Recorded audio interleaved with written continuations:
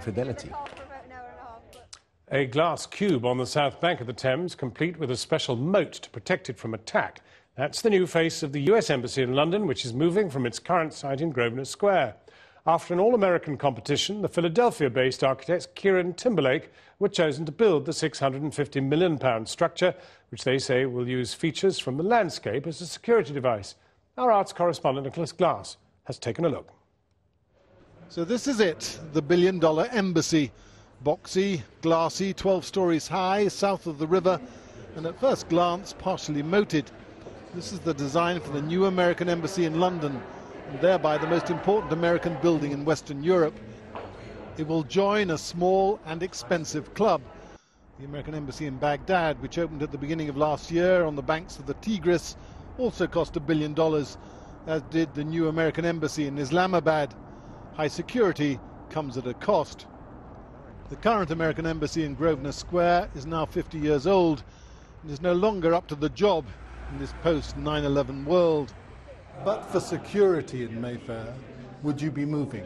We had three issues besides security: modern office space. We've almost outgrown it, and we have outgrown it. And frankly, it's 50 years old, and as I said, it's beginning to show some wear and tear. But security is the paramount issue here, surely? Yes. You have to move for security? Yes. The Americans had limited options. They needed to stay close to Westminster, and for security reasons they needed a large space. They looked at 50 sites before settling on one in Wandsworth, specifically a regeneration area in Nine Elms. Not surprisingly, it's pretty hard to visualize now, but in 6 or 7 years' time, this will be the site of the new American embassy. It's currently an area of light industry and warehousing. The Jack Barclay Bentley dealership, that goes. And so does the South Bank Business Centre opposite. We think it's a great site. You know, it's not easy to find 5 acres in the city of London, which is what we needed for security purposes. It isn't Mayfair. No, it isn't Mayfair. The Americans don't need any reminding about the recent history of bloody terrorist attacks on their embassies. Nairobi in Kenya in 1998, over 200 dead. Dar es Salaam in Tanzania on the same day, 11 dead. Sana'a in Yemen in 2008, 19 dead, including 6 terrorists.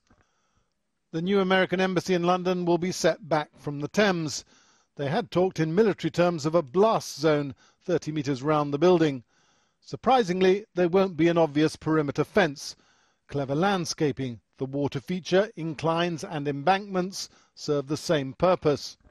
The locals, the mayor and others, may be appeased a little. They've been campaigning for something that would blend in, that wouldn't seem in any way like a fortress. It's an important time.